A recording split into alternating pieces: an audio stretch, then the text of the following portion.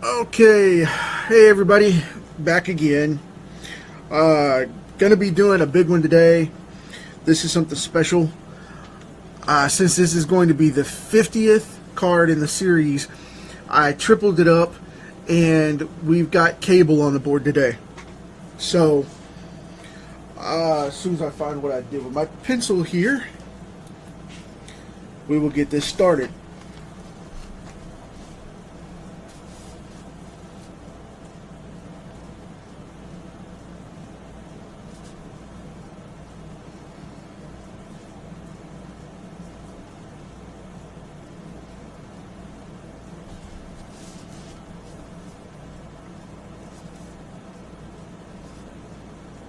This is going to be a big one.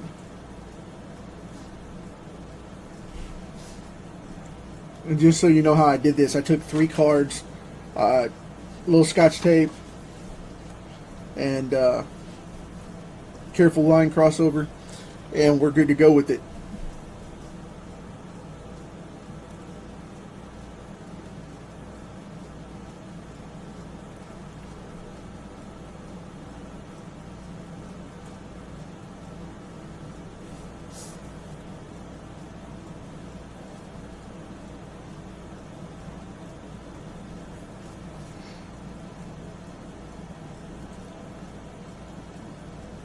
I know a lot of people don't like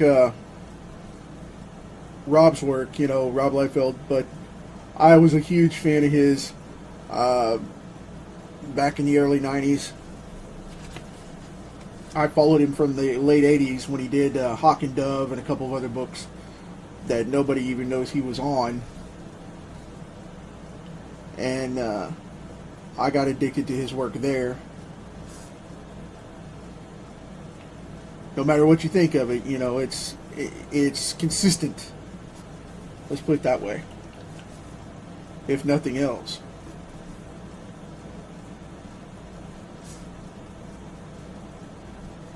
But I do not take up his artistic style at all. But you got to give the guy props for work ethic, if nothing else.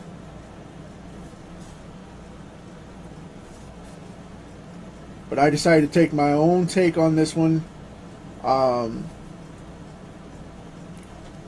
need to erase that right there.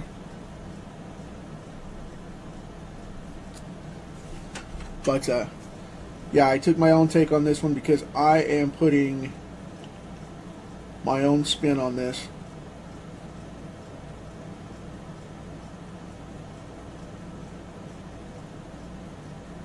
And putting cable out there for you guys to see.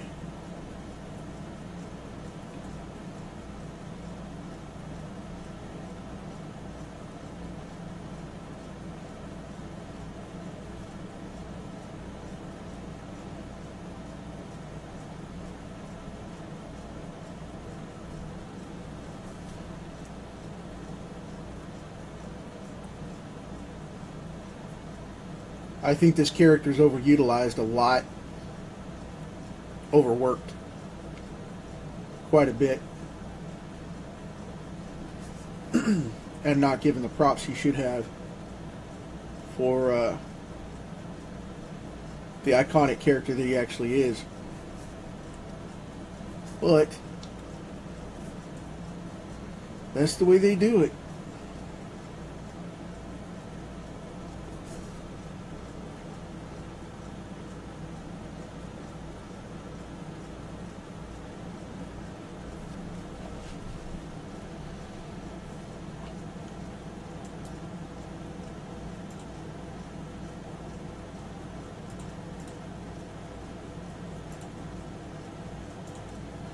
Sorry about that.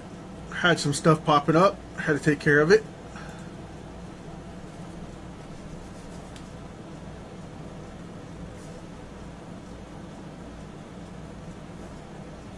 It was beeping in my ears.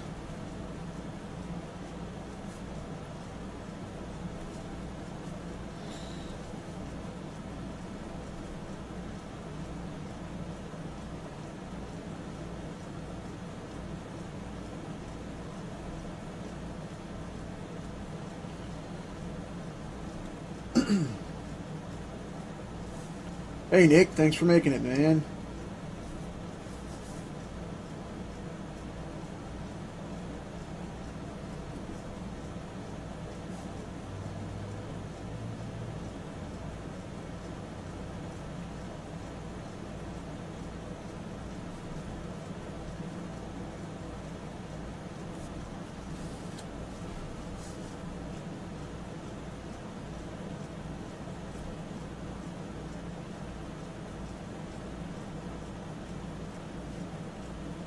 Very cool. I really dig drawing this character. I haven't drawn him in a long time. Normally I don't make a habit of it, of drawing characters over and over, because then I get bored with them and then I don't want to draw them anymore. Unless it's in a book, you know, itself. And I hate being bored. I'm not a person that believes in boredom. But, yep. It happens. Unfortunately, sometimes.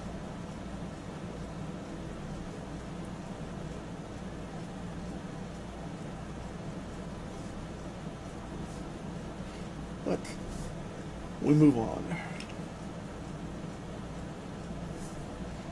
I always like this character's hairline because he's got interesting features and characteristics to it, because you never know if it's going to be a burr or if it's going to be the Liefeld comb over or forward thrust haircut or what. What I like to do is go in like this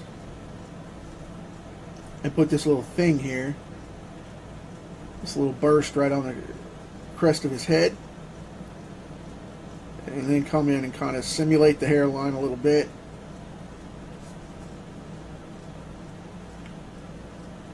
Add some life and texture to it.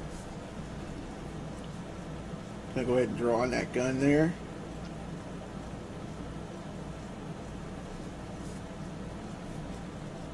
Paid a little bit of an homage to Rob there with the back guns and the pads and stuff.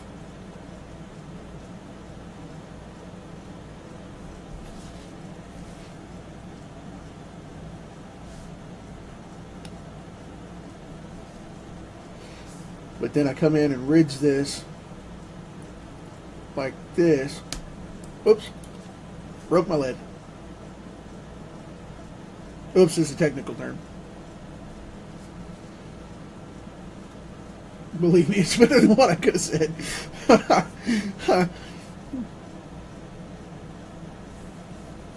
I know many artists that don't know the word oops. They have more colorful choices of language. But we won't do that here. We're going to keep it G-rated, so keep it at least PG-13 for the family. But, yeah, I draw the hair up like that and just put a little texture on it to make it pop off, and that's it. Leave it alone from there. Because if you go messing with it too much, then it gets overrated with all the, you know, the black line hype and junk. But white-haired characters like this, they shouldn't be messed with too much. You should leave it alone. It's like Storm. You should leave it open rather than play with it too much, because what ends up happening is you put it in there and then it lights funny.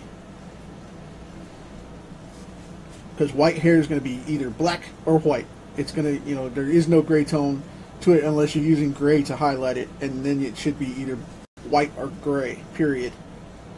You go monkeying with your textures like that with color schemes, you're going to mess it all up. Because it's not going to look right, and you're going to oversaturate it, or you're going to undersaturate it, and it's going to look goofy. So don't do that. I have fallen victim to that myself many, many, many times.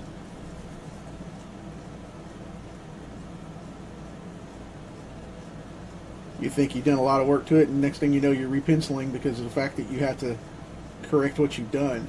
So don't do that. Leave it alone.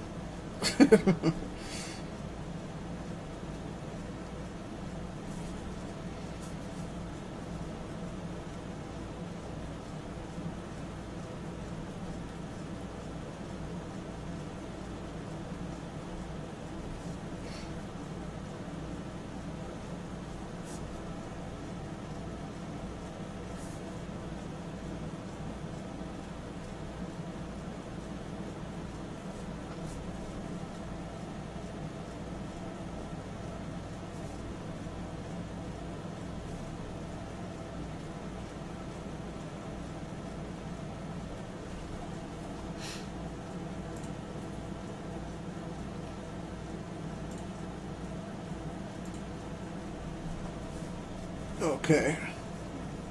Got a couple of segments coming up in here with this neck piece.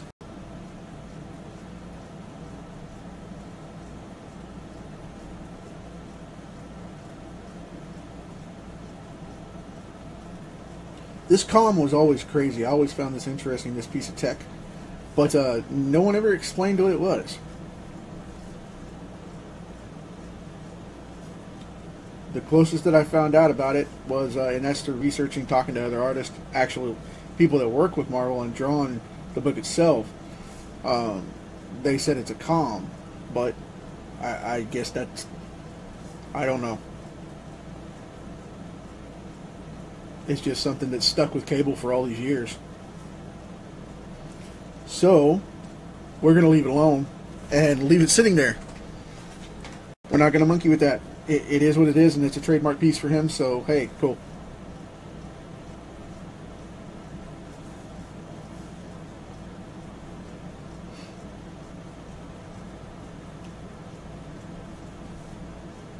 I'm drawing in the lines for this chest piece because he wears tactical armor in most cases, and that's the reason I can get away with a lot of the straight lines instead of messing with the other.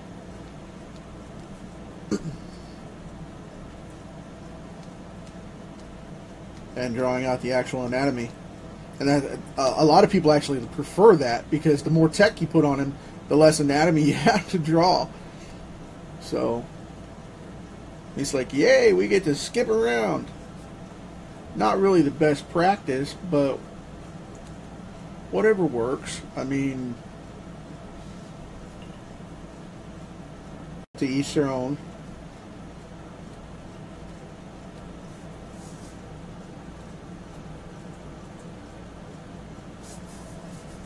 And back when this character came out, I remember him showing up in New Mutants, and he was just armed to the teeth. And it was supposed to be an Armageddon tactical soldier type situation, because he came from the same time as Bishop in the X-Men title, if you follow the book. And when he arrived, he was supposed to be hunting Apocalypse and change time, but Bishop ended up coming back after Cable, thinking that he was going to mess it up, because in their timeline when he left, they hadn't straightened it out yet, and what ended up happening was Cable ends up dying by Apocalypse and changing the timeline to where Bishop and Forge had to send him back to stop Cable, so they didn't mess it up, because it caused the Age of Apocalypse. So try saying that 3 times fast. But I'm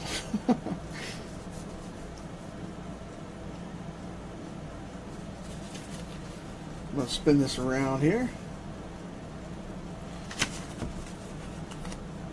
Skip around a little bit.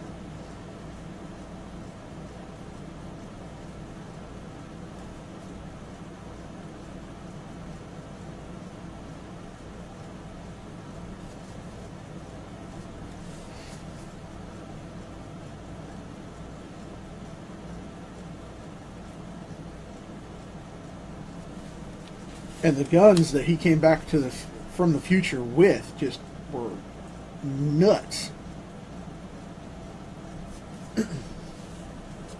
Rob definitely had a vision for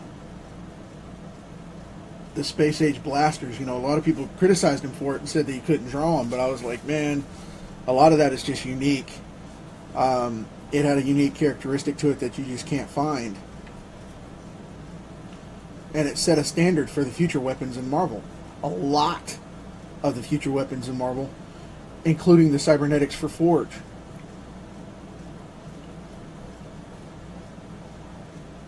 And it still hasn't changed till this day. It's still the Colossus style, you know, the Clume style stuff from Colossus back in the 70s. And it still sticks, even now. And that's what influenced that, from what I understand anyway.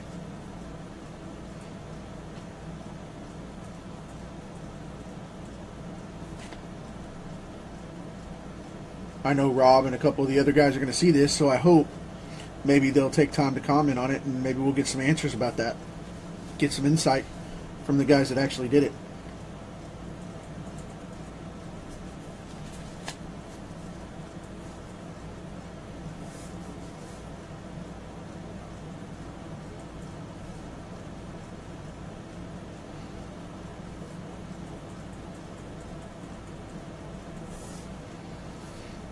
Okay, I'm going to leave that side alone for now, and I'm going to move over here into the middle.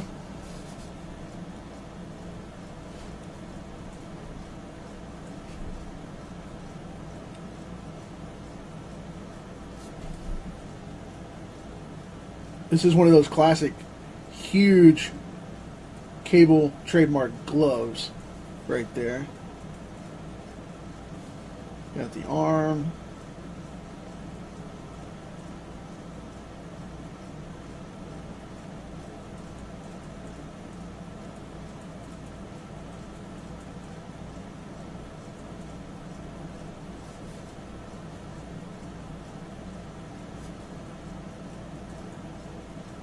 Got these big armbands too.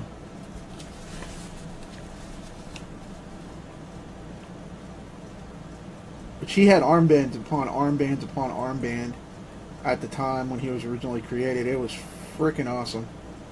That's back right at the time that everybody was losing the mask, losing the capes, and going with the big utilitarian style costumes, the combat ready tactical costumes. And I mean, now they've become far more realistic, as far as realistic and fantasy can go, hand in hand there. But to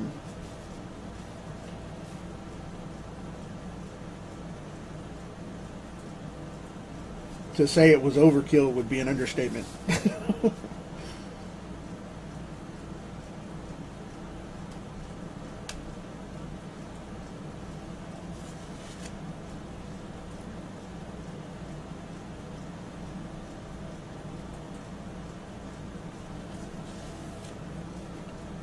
That works.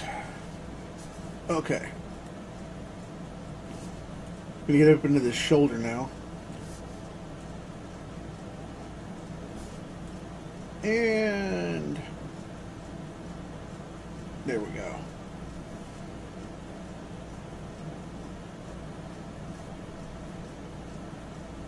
I've got this shoulder pad pressing into the back of the arm here, so that's the reason it won't pop off quite as much over the top.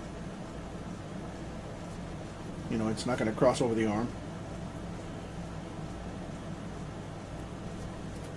I just want that depth of the overhang there.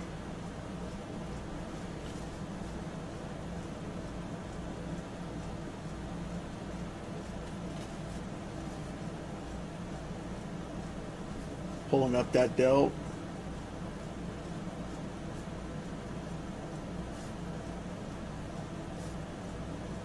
I don't want to refine it so much that I overkill it, because as you guys know by now, my style doesn't go heavy anatomy, because if I go too far into it, it'll overshade and overwork it, and it gets to be a mess. I don't want to mess with that. But just to pop it off a little bit to make it look cohesive. I'm going to put a little shadow right there to show this front edge.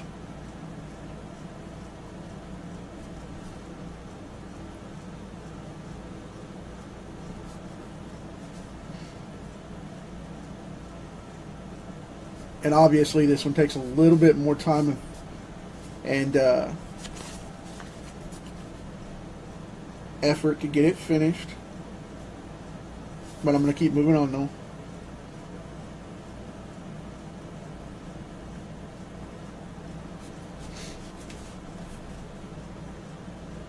Kind of warping it a little bit, make it look good for the curve of the shoulder, and bow back down into the chest and back.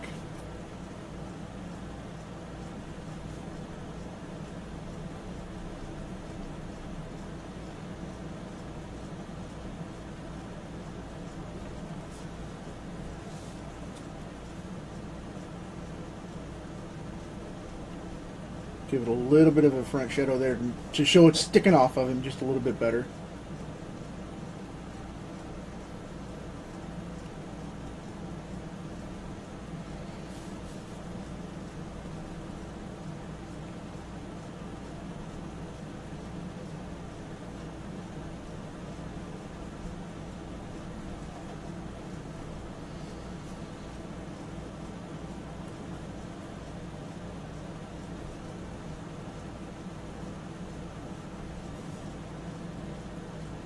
As I'm going along, if you guys want to ask questions or anything like that, or whatever, let me know. That's what I'm here for. We thought you were here to draw this big old card.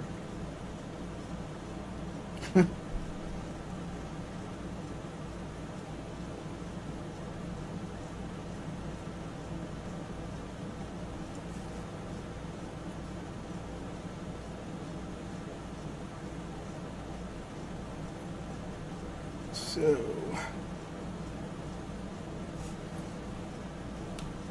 looks like it's starting to come together.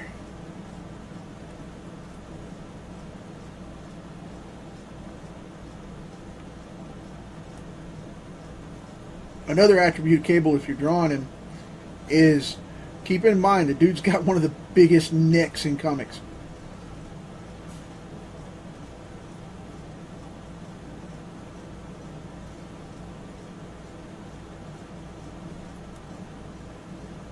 Just one of those classic things. He's got that classic superhero thick neck thing going on.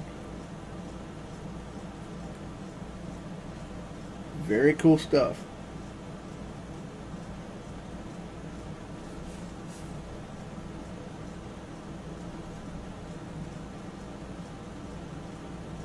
Okay.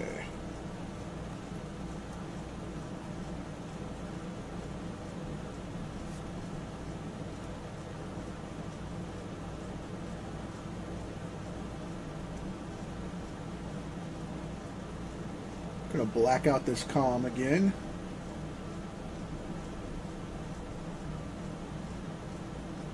Top of the ear, bottom of the ear. There we go.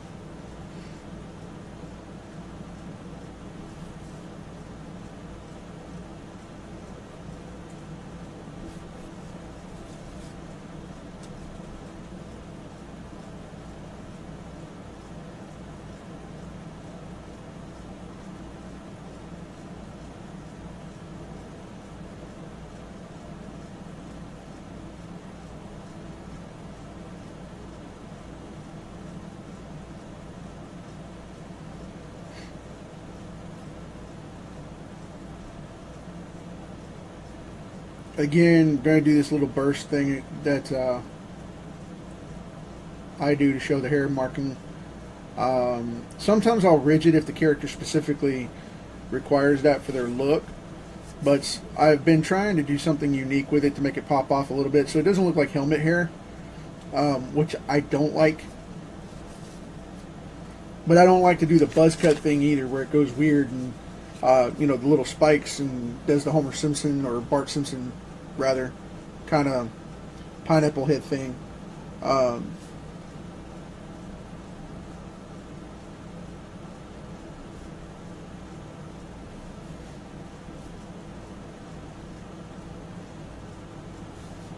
That's about it right there. I don't want to mess with that too much.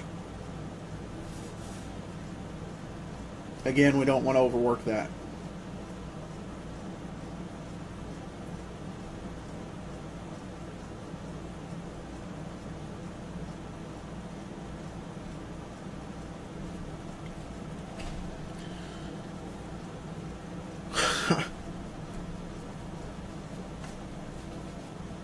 Getting a couple of comments. Thanks, Omar. I appreciate it, man.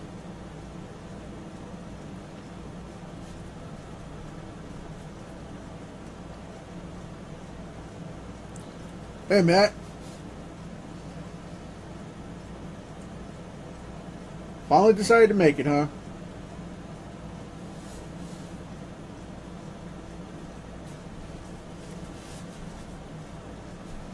All right.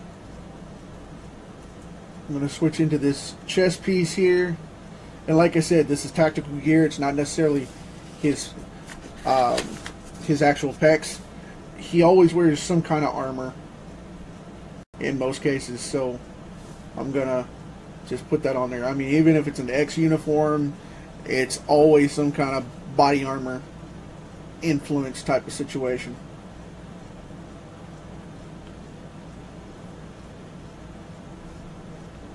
Now I'm going to get the bottom of this.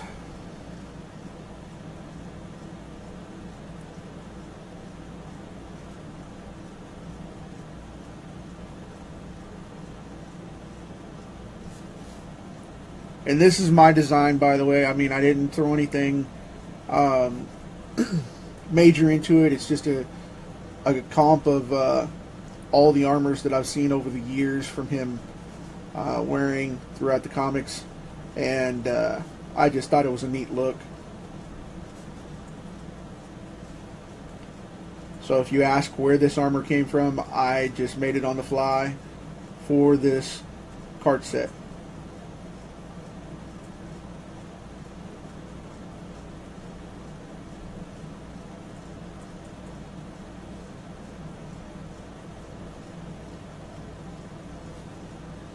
That one's not going to show. That one's going to show. I curved it right there just a little bit so I could put a little bit of a ding right there, like he's been in combat.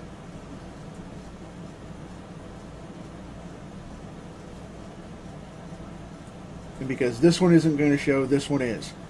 So just to give it a little bit of a better impact, I'll put a plate in here for the obliques. Just in case you don't know, that's the muscle that runs right here down the side of the old abdomen.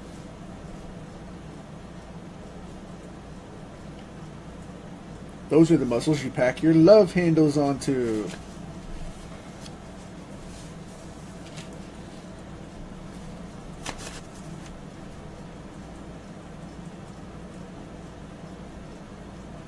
Didn't know you were going to get a phys ed lesson, did you? But this is coming along all right. I did not think at 28 minutes we would be this far along.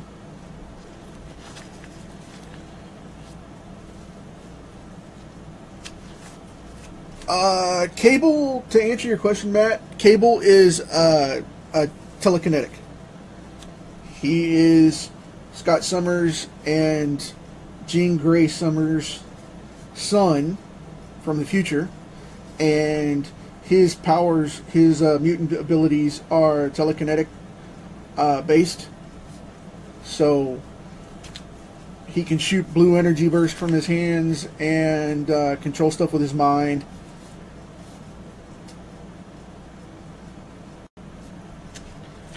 And can manipulate cybernetics to some extent, because that's what he did when he had the when he was born. He caught the phalanx disease.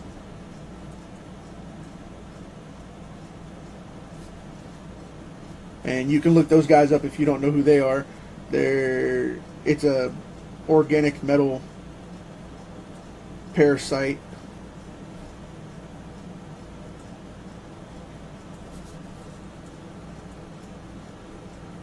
And it went rampaging through the Marvel Universe there a few times. Almost right up there with the Brood.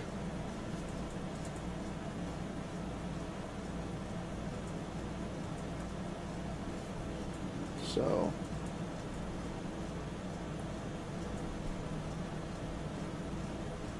you can go in and check that out if you want to know more about it, because there's plenty of great comic stories on it. No spoilers from me.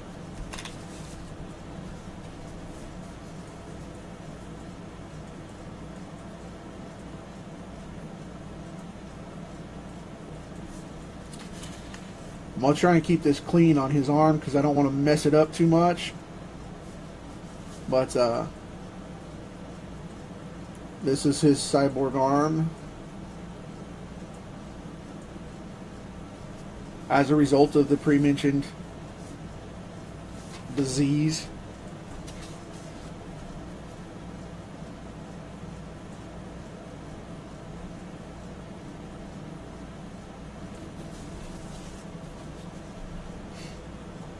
And if you're wondering what this big block here is, it's going to be the butt of that gun right there.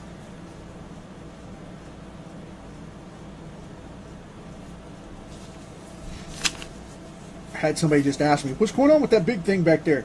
It's a gun.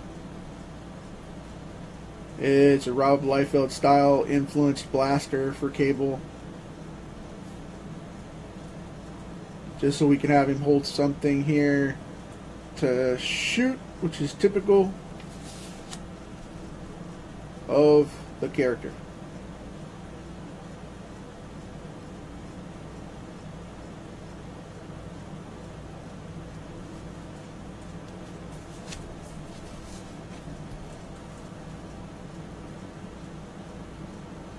I put this right here originally, but I'm going to scoot it back a little bit just to level it off a little more.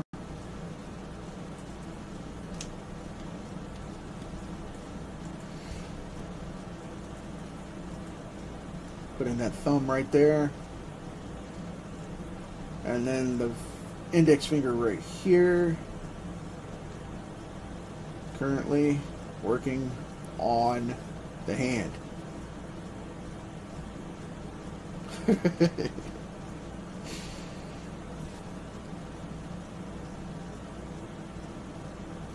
Get those other three fingers in there real quick.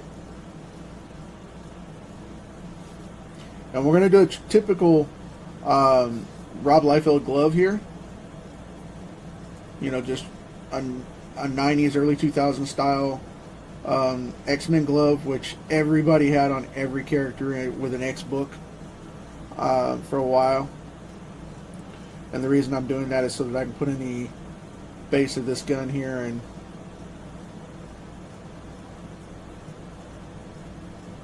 counter the weight of the image.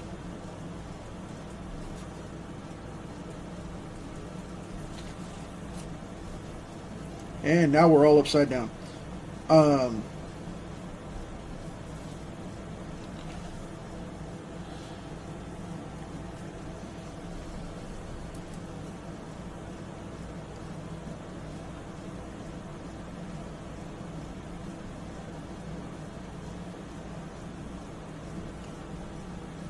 Going to put in this big bullet chamber right here and this slide overlap.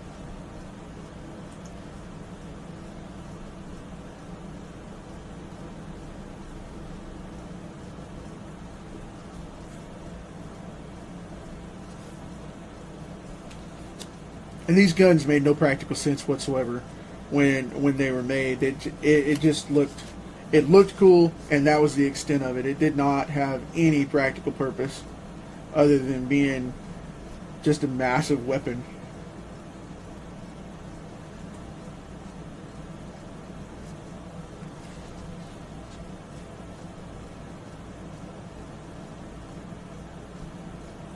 He used to draw these big segments in here, and that's kind of what I'm doing here because I want it to resemble that a little bit, but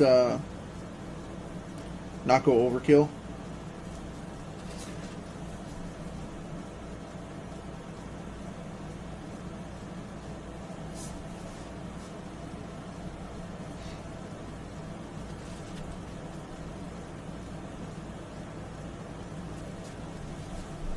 I think that works. Sorry, I'm going to get my hand in the way here so I can shade in that finger. Okay. So we've got all that done on these two. Now before I draw in the details with this belt and this pad here and this belt and tweak on it a little more, I'm going to go over here and go ahead and get this done so we can knock out the eyes and get them completed up for you guys to see.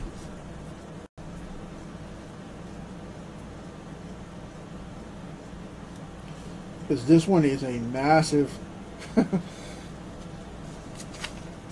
this one is a massive undertaking here.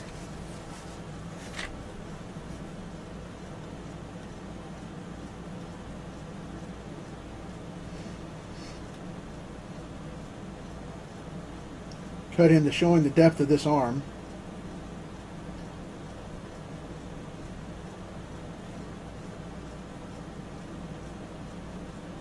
This is the one of flesh here. This is the cyborg side, or cybernetic side, I should say.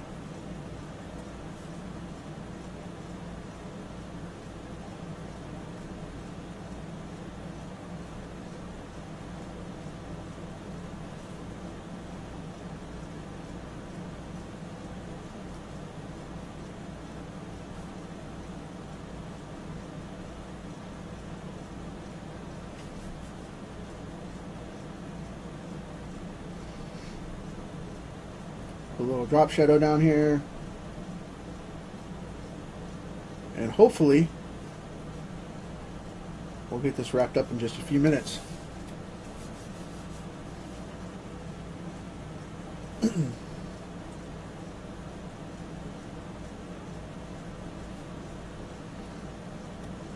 Gonna put in that rib line right there because I like to, like I said, I like to do that armor, and I did those segments so that we could have that look.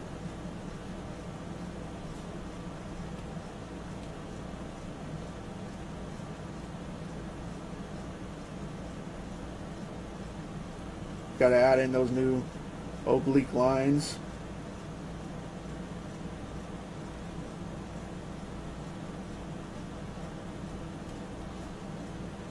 Draw the flap on those pouches, as Matt pointed out before. Yesterday when I mentioned drawing him. I didn't go overkill with them, just enough to get what I needed done for the belt and the setup. I'm going to stop at random places right now because I'm not sure if you guys can see this or not, but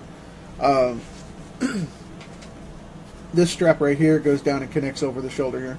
And that's what holds part of his guns on and stuff like that. So I have that laid in now. I also put back plates on him. Blah blah blah. Oh my goodness, that's funny.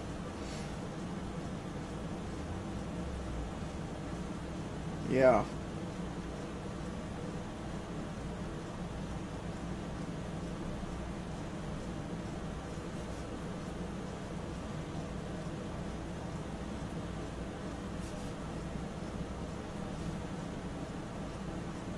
Drawing in the edges of this shoulder pad here.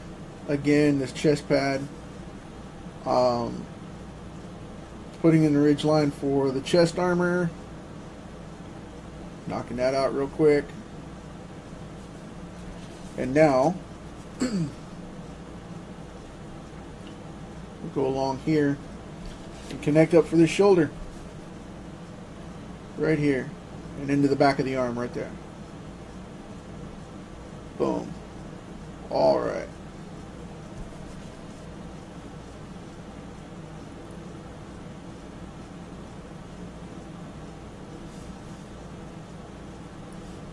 And because he's got his arm raised, you're going to see that delt right there define out in the front.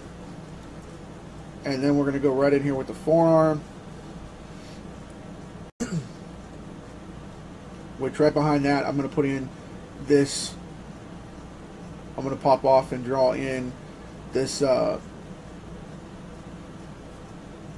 this armband elbow pad thing that he does. I don't know exactly what that is. It's some kind of wrap that he wears right here.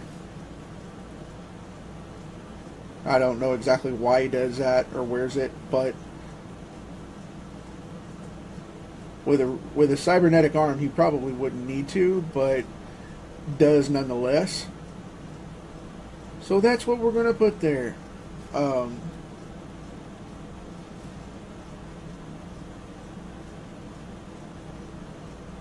I'm going to put in one of these oval style rounded blasters that he has.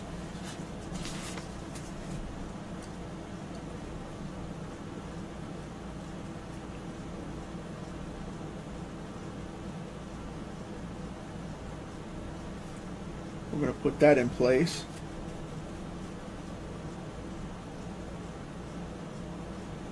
Go ahead and drop in the thumb.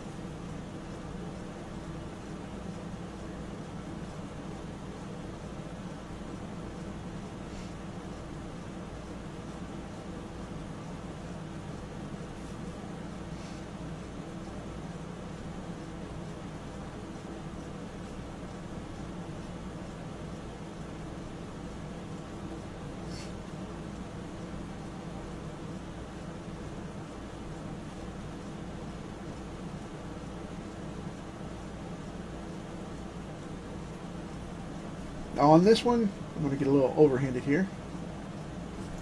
On this one, I'm going to put in this slide.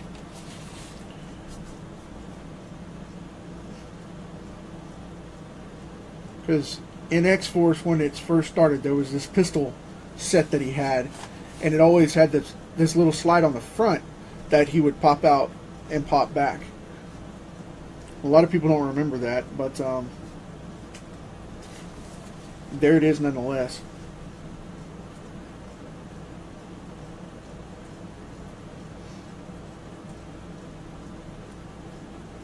Put out that finger there.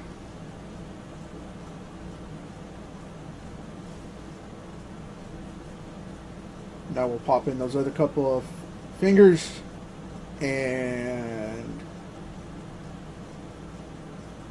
voila, there you have it, a hand.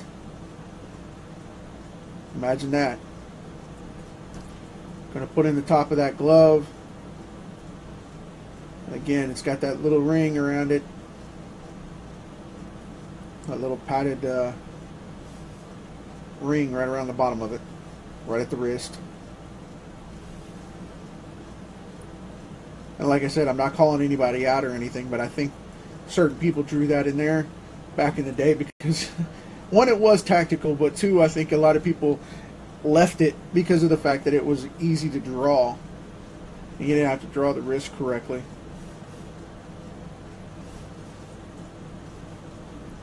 So I find that highly amusing. And again, not that I'm knocking anybody particular. I know there are those that would.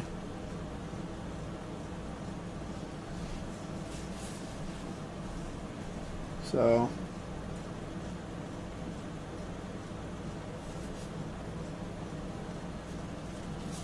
I'm going to flip this over for a second. I know it looks awkward if you're coming right on right now, or if you looked away for a second, you may come back and say, hey, you know, what happened?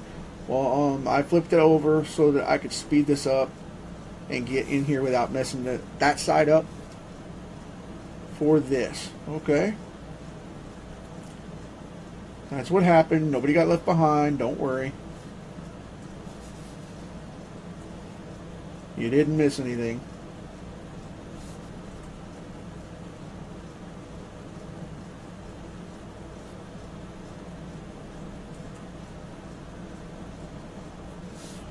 Okay.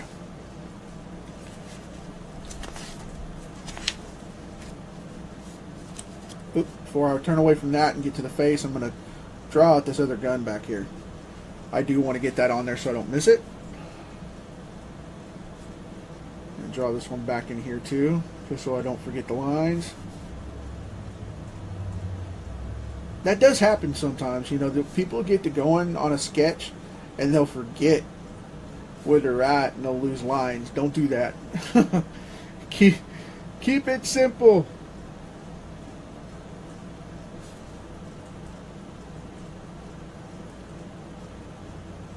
Okay, got that going on.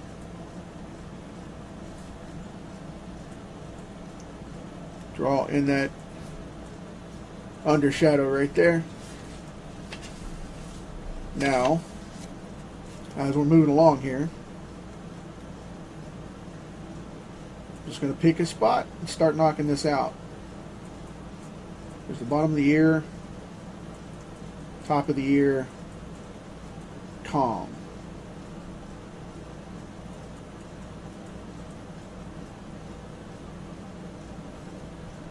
Okay.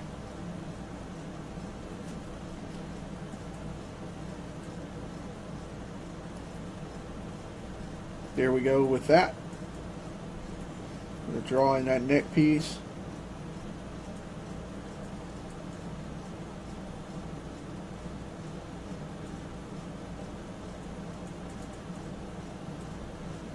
Go up to the chin right there. Put a little shadow right there so it doesn't go over.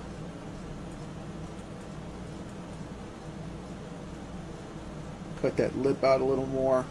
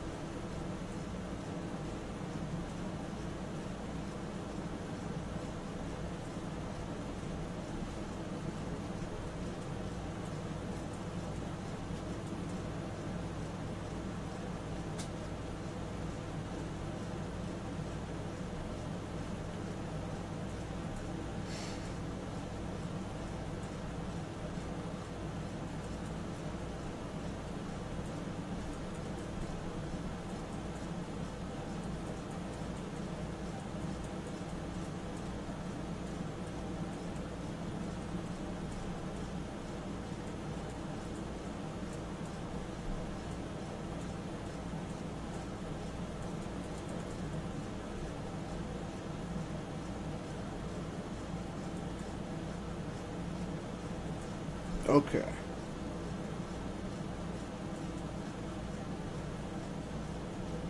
Cut that eyebrow back like he's ticked.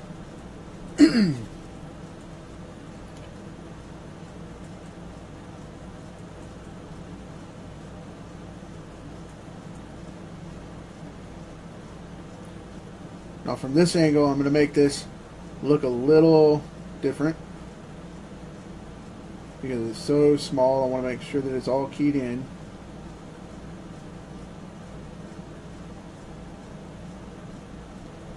Now I'll erase that and switch it out.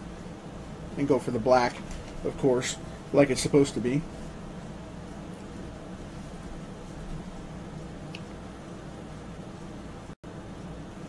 Got everything except the eyes now and these shoulder pads. So we're going to mark them up real quick and start doing this neck piece. And then those shoulder pads and then the eyes. I just want it to be consistent throughout.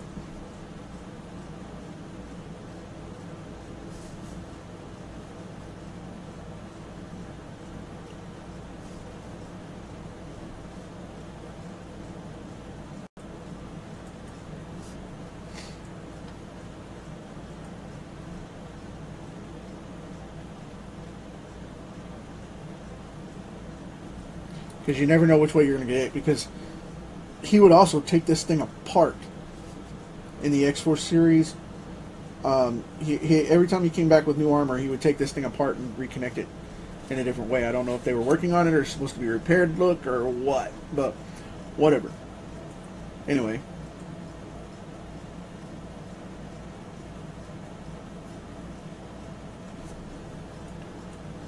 Going to go with him looking out of the top of his eyes here on this one.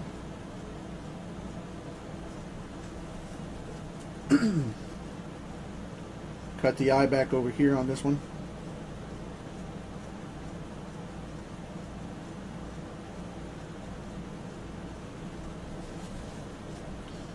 And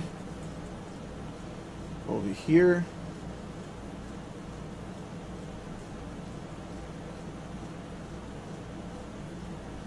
Looking forward like that. But when I ink this, I'll go in and detail this stuff out and really get into it and put in, you know, the classic line shading like that.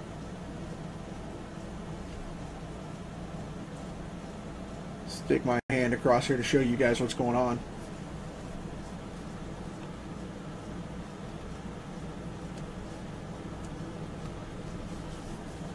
Again, you guys know I don't do a lot of cross-hatching or you know, anything like that. I don't like to do a lot of that stuff because it ends up messing up the work.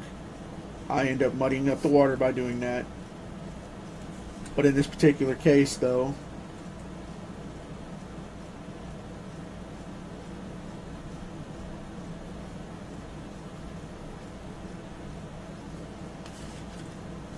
I do want to add some battle damage to it.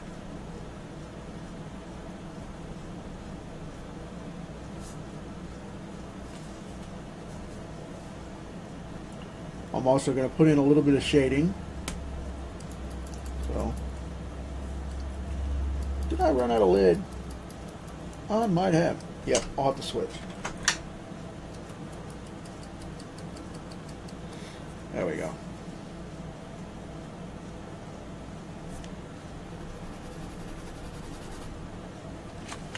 It's a new lid.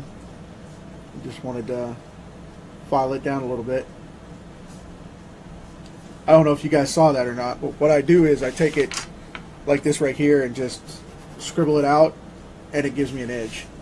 So I don't have to mess with that too much.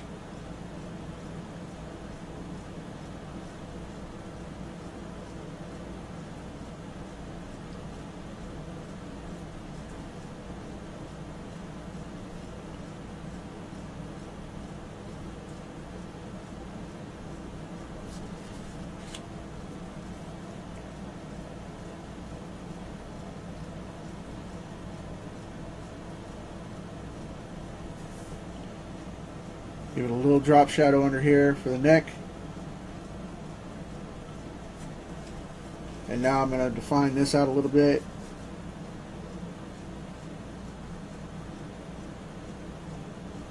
It's very simple.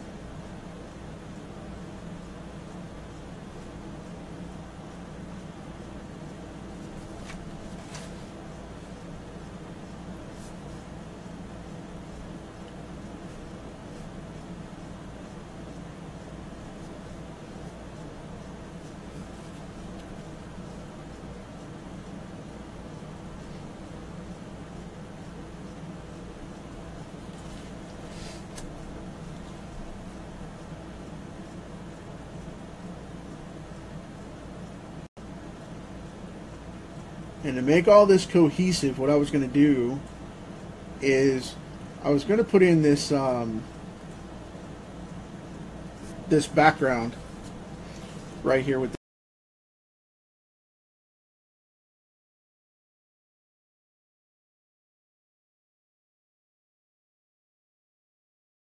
no, that's what that is. I'm going to reach up here and grab my my 3 and finish this out real quick. And I think we're going to call it a day at that point.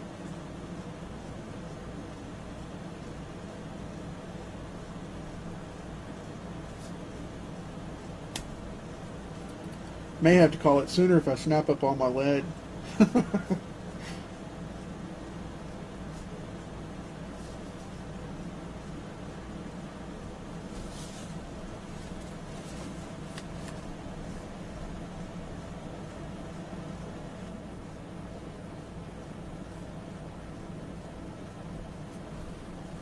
Okay.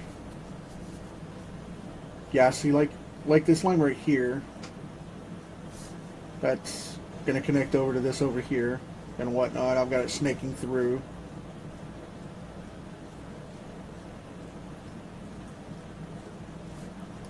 And I'm not hardlining it exactly, which I normally would, but I'm not right now.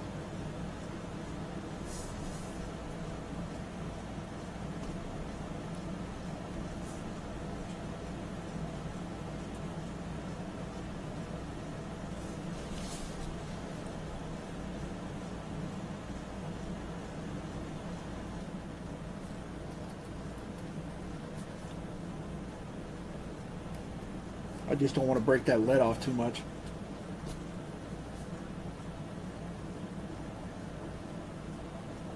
There, now I've got it.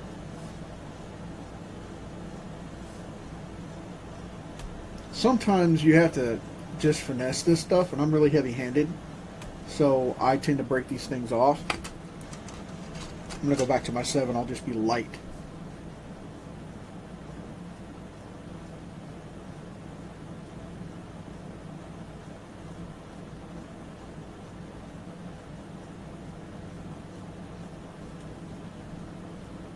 Like I said, you have to finesse these leads sometimes, and I have a really heavy-handed style, so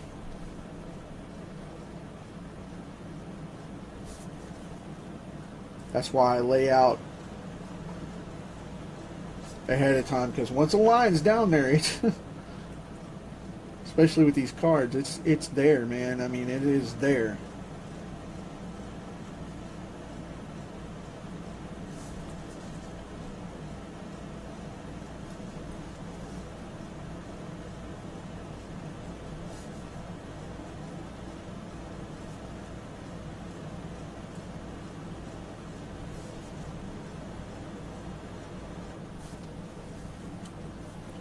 All right. Now, that is it. I am going to put in this hard line for his eye to make it pop off a little bit, and that's it. I'm done. I don't want to muddy up the water. Like I said, this is a lot of detail for such a small card. I hope you guys dig it. Thank you for hanging out with me so long. And I'll catch you tomorrow. I'm not going to reveal which card we're going to do just yet. I'm going to save that one. But it's going to be awesome. Like I said, thank you guys for hanging out with me. I'm going to get this inked up and colored up and posted soon. So, I appreciate it. Hey, Matt, thanks, man. I appreciate it. Talk to you guys later. Take care.